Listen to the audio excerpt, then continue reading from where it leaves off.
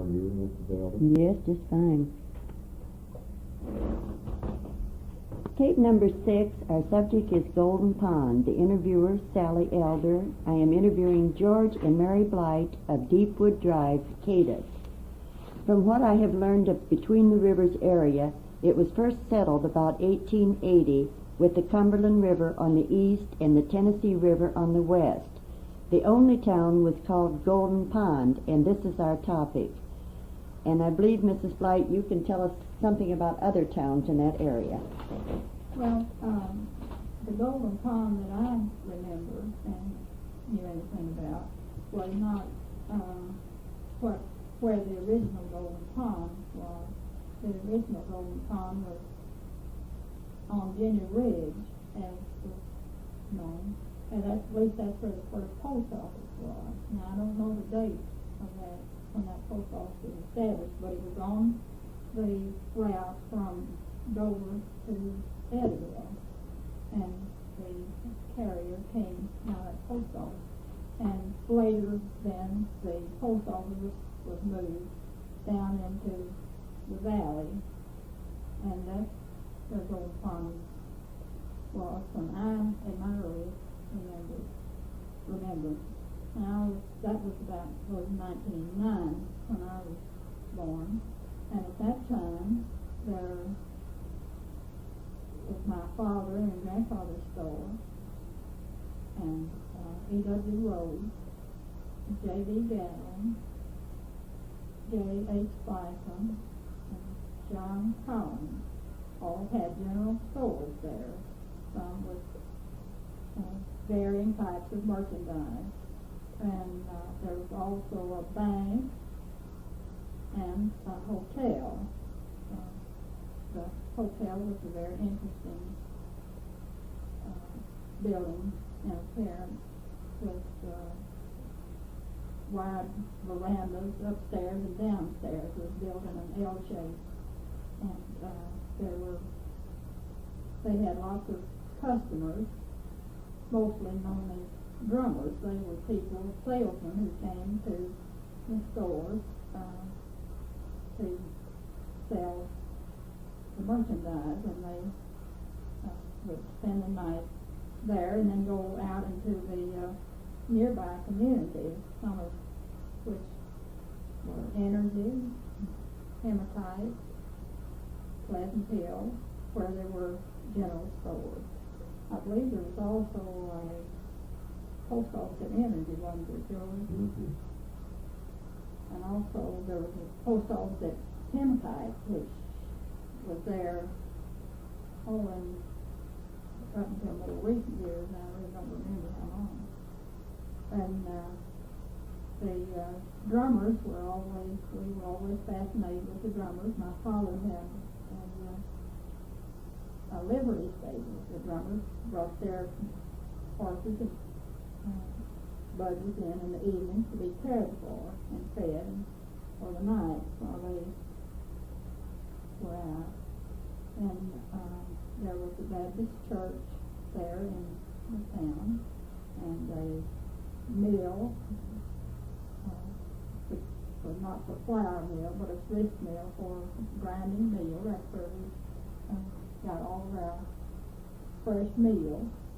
And at that time, there were no filling stations because we didn't need them. We had hitching posts, and most of the stores up and down the street had what was known as style blocks, where the ladies, especially the horses, were led up to the style block, and the ladies got up on the horse. And the hitching posts were all across the road along the edge of the hill where they were done. And as far as buildings, there was a large blacksmith shop which belonged to my grandfather, and it was across the road from the town, which is sort of diagonally across from my grandfather's store. This was quite a large building and a very interesting place for a child. It's a very busy place. It's it's fascinating to watch the blacksmith put shoes on the horses and put the bands that went on the wagons and the buggies and all that sort of thing that went along with it. Then behind my grandfather's store was a large building which was known as the factory, the tobacco factory. And that's where all the farmers brought their, in the fall, brought their tobacco, or I guess maybe in the winter rather. That's when the tobacco would have been cured and brought in. And brought that to the factory where it was packed down, which was called prizing it, and packed into tremendous hogsheads, sort of big barrel type containers, and then they were then carried to the river, and the landing there was the elbow, now known as, always known as the Devil's Elbow, but it's not where the Devil's Elbow marking is now. It was over on the west bank of the Cumberland River, and it was the inside of the elbow, and as such, and not the outside, the bow part. So that was providing a lot of employment for people, men in the general area that tobacco factory did. And what sort of social and community life did they have? Well, at the time I was a child, our social and community life was centered around the school and the church, because we were more or less, can't think of a proper word to say, but we were bound on the east and the west by rivers and ferries, and children who did not cross the ferry had missed something. But what is now known as 68 was then just a gravel road, natural gravel road. And I would like to add right here that most of the roads in the area between the lakes now are still those natural gravel roads. You don't get stuck on those roads. Mm-hmm. And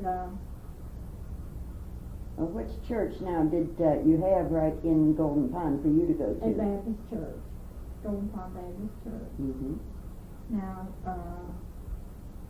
there was a Methodist church about 3 miles to the west, in the general area of where 453 and now intersect 68.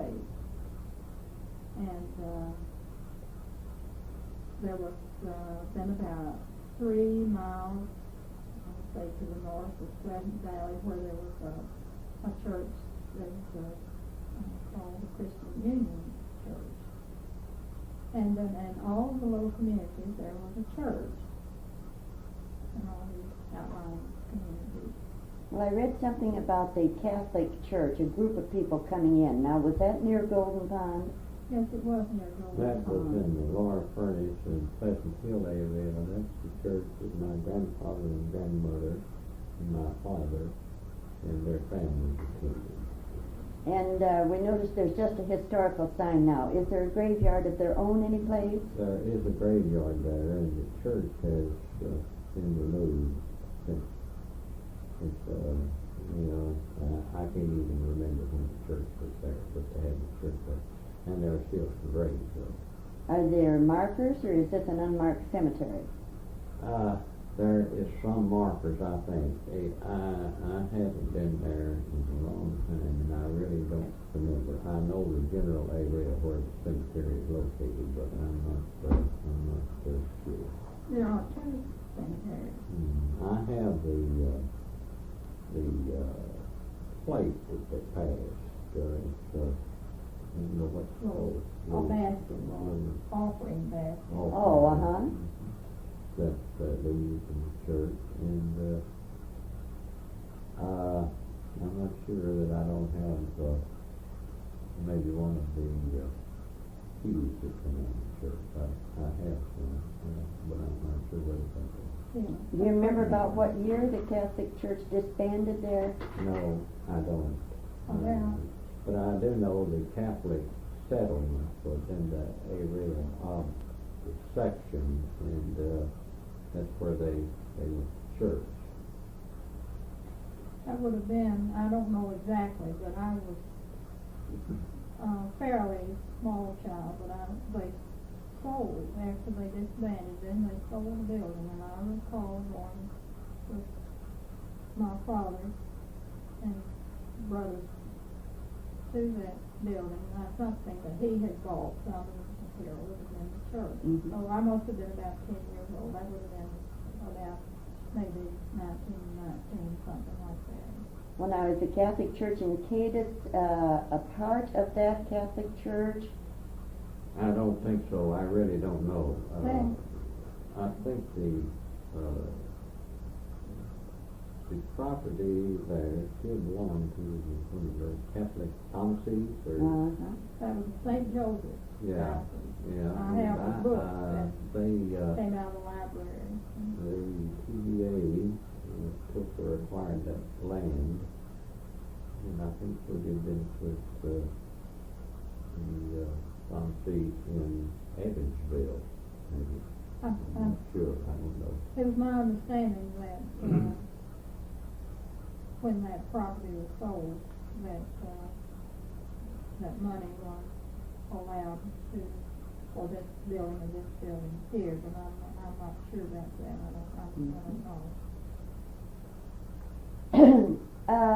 What can you remember them telling you about life in the area, your grandparents' life?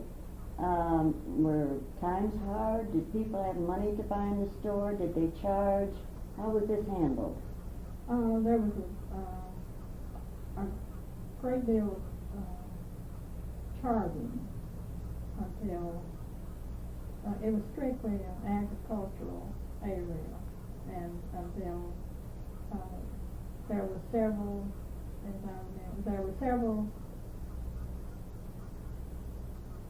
I can't think of anything but sharecroppers, so we never thought of them as that, and then we did not use that expression, but I can't, right now it escapes me. But my grandfather must have had, I would say, 4 or 5 families who lived on his farm, and who worked there. But not only those people, but that, the whole economy seemed to be built around the charging situation, and I remember for a number of years that my father employed this man as a bookkeeper in the store, and I had made that statement in making another tape for Murray College, and the interviewer was he questioned me on that statement, but it was true. He couldn't imagine that in a place that size that there would be that much business, and that there would be that much charging. Well, we've often read, though, they had to charge for their seed and wait till the crop came in to pay their bills then. Now, was your general store the type that carried everything they needed? Everything, I would say everything. From clothes to food to The coffee. everything. Now, in this tobacco factory I told you about, in the times that didn't have tobacco in it was used for other purposes, like one thing, they sold buggies, Banner buggies. That was the brand of buggies they sold. They just sold there. And I forgot now what I started out to tell. Sold wagons too. Yes, they sold wagons, and later my father sold tractors and in my first memory, the funerals were very, can't conceive of that much difference in then and now. But anybody, any merchant could sell a casket just like you'd sell a yard of material. And my father sold caskets, and the Mr. Rose next door sold caskets. So when the state of Kentucky passed their first law about you must have a license, and my father had a license to sell caskets, so he sold caskets. There was a section in the store, my uncle was a pharmacist. There was, we had drugstores. We had a soda fountain, which was a very elaborate thing, and it was a source of great pleasure to everybody who came to town to come down and get a Coca-Cola. And there was the ice was kept. They came to Katie's, or not Bleidts, because they and then made 2 trips each week to Katie's to get ice, big 100-pound blocks of ice, and the big block of ice was put in an ice box, and then there was a shaver to shave the ice off and put in the glasses, and then put the Coca-Cola or other syrup, and that's the best Coca-Cola. And I have the Coca-Cola dispenser. That's a collector's item. Yes, it really is. Well, Mr. Bleidt, then when did you come into the area? Were any of your family already there? Well, I lived about 6 miles north of the area, in the Cumberland area, and where the post office was established in Bleidt, Kentucky. I was in one of the outlying communities.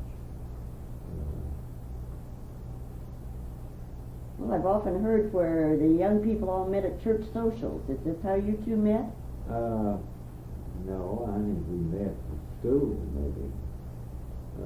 But as I remember the area at that time, although we were only about 6 miles from Golden Pond, and the other communities that we have discussed here was probably not much further than that. But people at that time more or less stayed in their own community. The only way you had to go from one to the other would be either on the horse or on mule or walk, in your transportation. That's what it was. And the communities seemed to be much closer knit at that time than they do today, because in my community we had the store, we had the church, and that was the community. The school. And the school. Mm-hmm.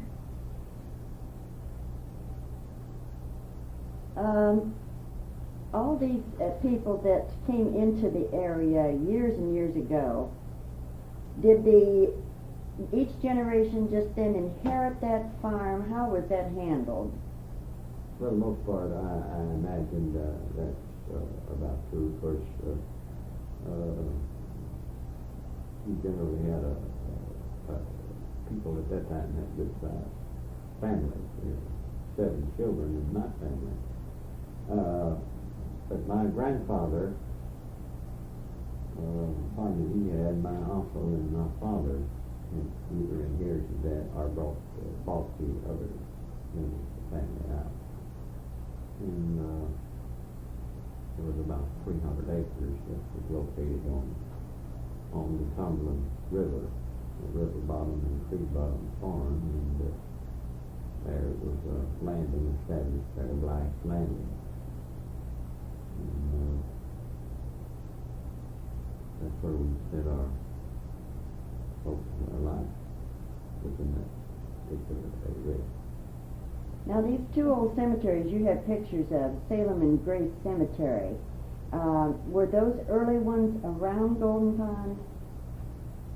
On the Salem Cemetery is in the general area of Camp Energy, if you know where that is now. That's general. Well, first of spring. Yeah, and the Great Cemetery used to be That was adjacent to the Cumberland community, as I remember, and we referred to it as being Frank Paulson's College.